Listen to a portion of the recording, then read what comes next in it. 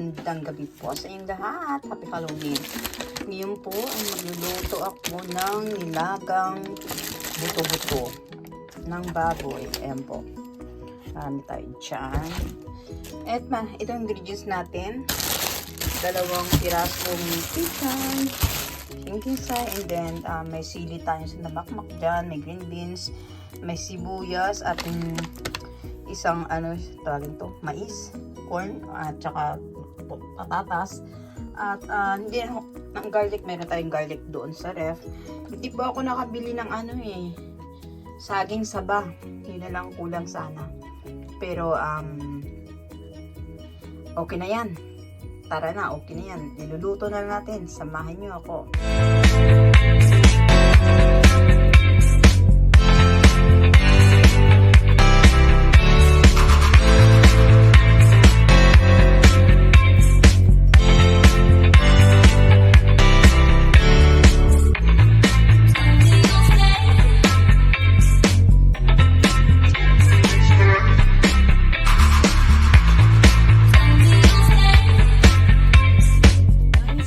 Natin nagpainit na po tayo ng kasirola. Ngayon ay maglalagay lang ako ng kaunting mantika.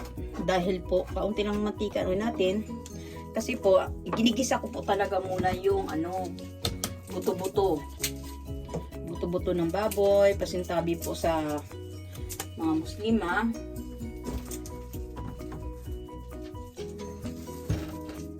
Ayan.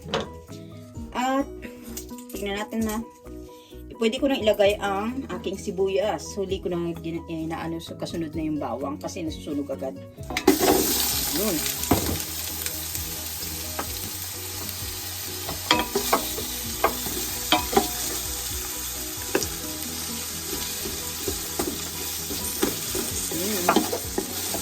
At buksan muna natin ang exhaust fan. Oops. Ayan. Sorry magalaw yung camera ko kasi minuksan ko na sa yun. Nangangamoy na ang ating sibuyas. At steady muna natin.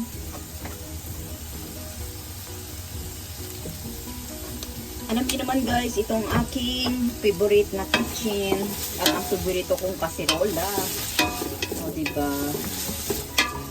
Malamig na, kaya kailangan ay maghigop na tayo ng nilagang baboy. Sulit ko na ho yung bawang. Ayan o. Kapsut ka! Sorry po. Cut. Muntik na ako matamang ng kotse. Ayan ha. O. Ayan, focus natin. At habang nililinis ang karne dyan kanina, ay isa naman igigisa natin dito. Huwag na putol-putulin kasi malaki kasing karne yung nabili namin kasi. Guys, dahil unti na po siya golden brown, pwede na natin ilagay ang ating mineral water. Pagpalit natin dyan ha. O siya, baka naman may mag-sponsor ng mineral water. O diba?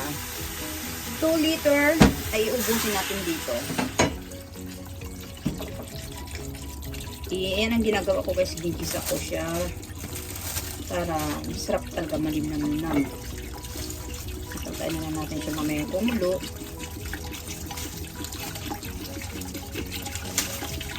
Lagyan natin pamintang buko. Ayan, inubos natin ng 2 liter guys kasi yan sarap talaga humigop ng sabaw. Yun o. Haluin na natin siya para masipsip doon sa ilalim. Parang kaunti pa yung dagdagan natin ng sabaw. Isot kalahati. 2 liter at saka kalahating kasi magkakaunti pa yan mamaya masisiptip ng karne. Tsaka syempre magbabawas din tayo mamaya ng sabaw niyan kasi tatapon pa natin yung unang kulo. Ayan ha. Tinakpan na muna natin siya at mamaya ulit ay tingnan natin. Hayaan muna natin siya dyan. Guys, kumukulo siya. Tanggalin natin to yung niya ha. Yung parang ang unang kulo niya na ayan. Ito. Yan ang tinatanggal natin dyan. para malinis ang ating sabaw. Ayan.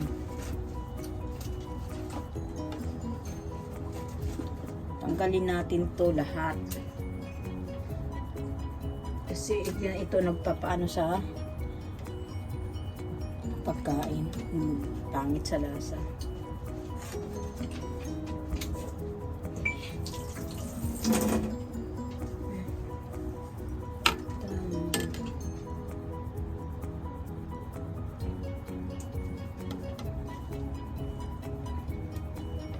Ayan ha. Ubusin natin. Sabi ko nga, dinamihan ko ng sabaw kasi talaga mababawasan din natin siya. Ayan o. Yung unang kulo. Sorry guys, balikan ko lang kayo ha. Ayan, hayaan lang muna natin siyang kumulo ng kumulo kasi nabawasan na natin yung yung unang kulo niya. Yan, pangalawang kulo niya yan guys. At pag namumuo na naman ulit yung saka natin kukunin. Alisin natin yan. Yan daw yung parang bacteria. Huwag ko ba kung yun. Ayan, antayin na natin kumulo ng kumulo. Gusto ko kasi pag nagluto ako, nakabante rin ako sa niluluto ko. Nakatayo rin ako sa kusina. Walang upo-upo. Ayan guys, pwede na natin tanggalin tong na to. Kanina nagtanggal na tayo. Ngayon ulit is tanggal ulit tayo. Gumamit na rin ako dito ng panganuhan talaga. Ayan o. Itatapon natin to.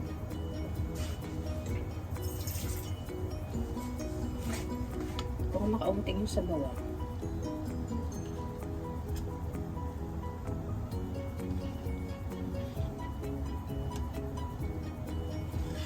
Pa natin ito nalagyan ng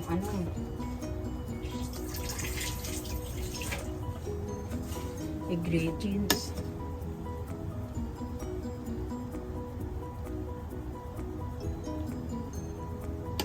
Dapat bulalo ang lulutuin ko. Wala ako man nakitang karni ng baka or buto-buto ng baka na gawing bulalo. Ayan. Antay na lang ulit natin siyang kumulo dyan. At babalikan natin. At ito po ang kayong mga ingredients guys. Mayroon tayong tawagin to patatas. And mayroon din tayong mais. Ayan, may mais tayo And may green beans din tayo dyan. And ito pa, hindi lang natin nakat ng sandamakmak na sili. Pero hindi natin nilagay lahat yung guys ang sili Diyos ko. At mayroon tayong pichay dito. Green. May green leaves din. Yan, takpan ko muna to guys Balikan natin back tayo sa base. Ayan. Clear na po yan. Grabe yung kulo. Apat na kulo na po yan Malambot na po talaga yung karne niyan.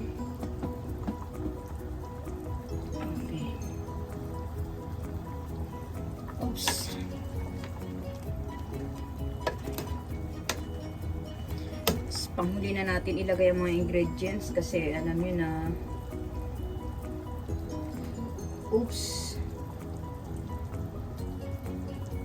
tagis talaga itong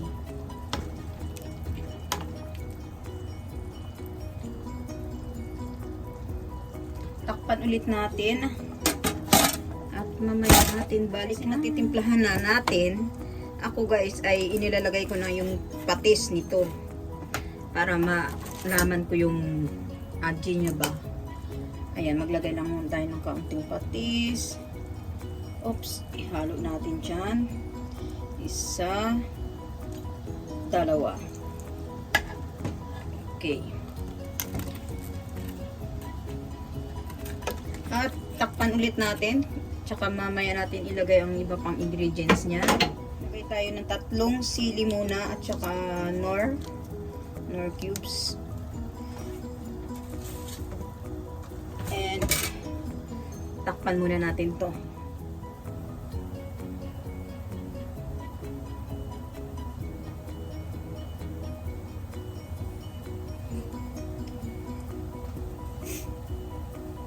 Oops, buksan natin. Kumukulo na. O, ayan. Tingnan natin guys. Kuha muna tayo ng ano niya.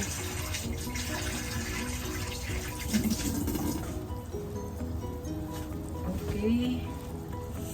Ayan guys. Bakit ganitong kulay niya? Kasi nilagay natin beef nor. Beef naman pala to. Akala ko kasi buto-buto ng baboy ito. Eh, beef pala yan. Buto-buto ng ano, baka.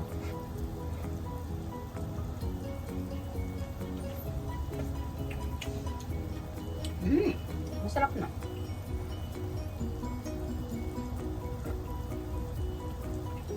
Yummy. Sabaw pa lang, ulam na. Yan guys, at saka mamaya ko siya lalagyan ulit pa ng ano ha, sili natin dyan. Kaya kailangan gusto ko may spicy ang ating ano nilaga nilagang baka. May bisita tayo. And guys, malambot na po yung karne natin. Pwede ko na ilalagay ang ating patatas, no? Patatas. Ayan.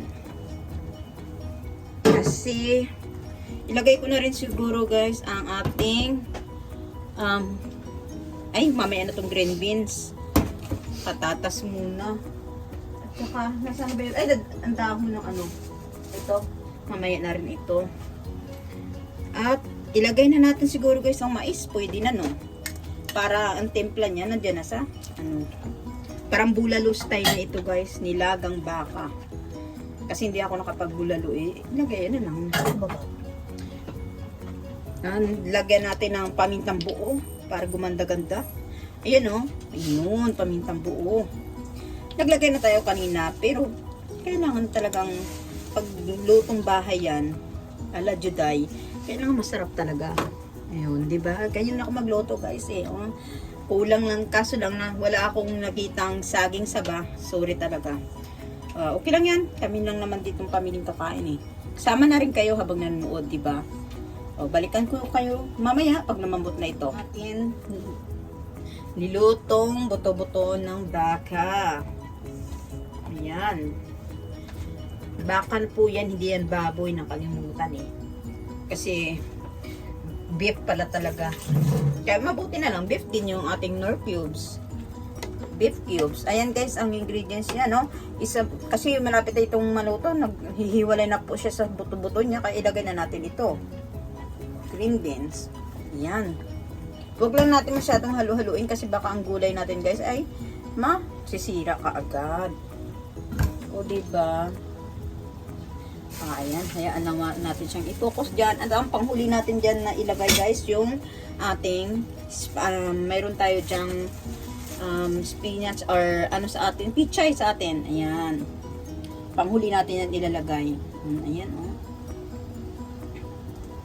Takpan ko muna ha. Saglit lang mo. Hanapin ko lang yung takip mga palangga.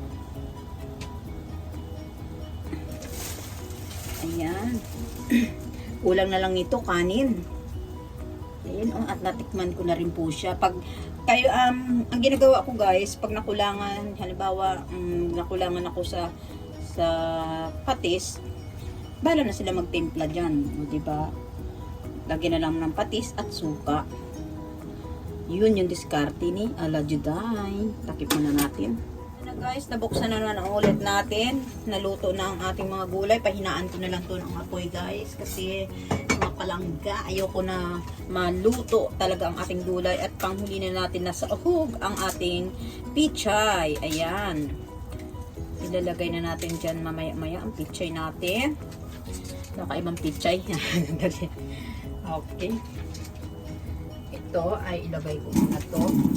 Hugasan maigi natin ang pichay guys kasi alam niyo naman ang mga dulo-dulo niyan, 'di ba? May mga ano tawagin to? Kaya kailangan neat tayo, neat and clean kasi tayo din ang kakain eh.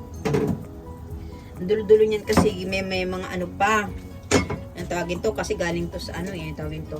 Yung parang yung may ano ba 'yan? Buhangin. Pang 4th place na lang ako sa game. Game pa more. Ayan ha. Unti-unti ko yung nilagay yung pichay natin. Masarap kasi pag madami. Yan. Mahina na lang yung apoy ko guys. Nasa small na lang siya. Yung kumbaga, pampainit niya na lang ito. Tsaka maluluto na lang yan guys ang pichay. Ayan guys, sana nagustuhan ninyo ang menu natin for today. Please subscribe my channel, Judy Tanaka po. And don't forget to click the hit bell button below para ma-notify kayo sa mga bagong upload ko. Like na rin po and share. Yan mga palangga. I love you all and God bless. Sana nagustuhan ninyo. Babu!